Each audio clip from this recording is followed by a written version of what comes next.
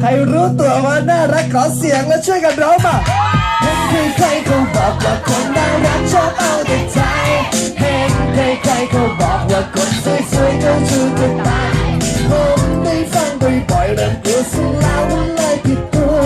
ผมนั้นยังไม่พร้อมจะเอาอะไรมาปวดหัวมันเป็นวันที่คุณเดินเข้ามา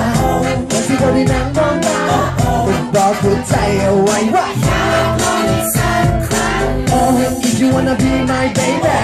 and if you wanna be my girl ช่วยบอกให้ผมมั่นใจว่าคนเป็นคุณเท่านั้นที่ทำให้ใจผมหยุดเหงาคนที่เป็นคุณเท่านั้นที่ทำให้ใจผมเหงาเศร้าคงไม่มีโอกาสถ้าคุณไม่ให้โอกาสคงจะต้องทำพลาดอีกครั้ง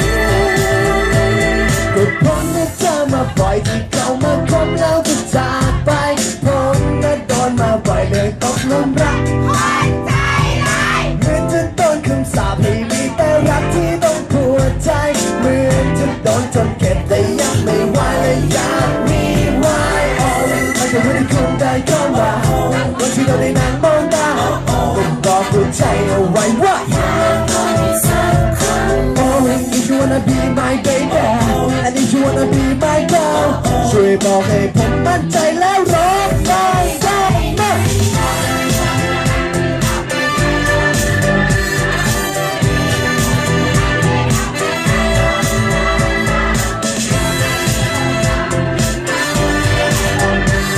ผมจะต้องทำพลาดอีกครั้ง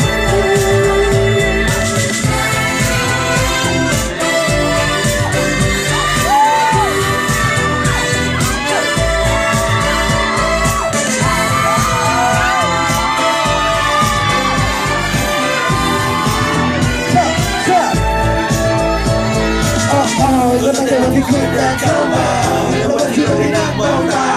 คุณบอกหัวใจเอาไว้ว่า If you wanna be my baby and if you wanna be my girl ช่วยบอกให้ผมมั่นใจว่า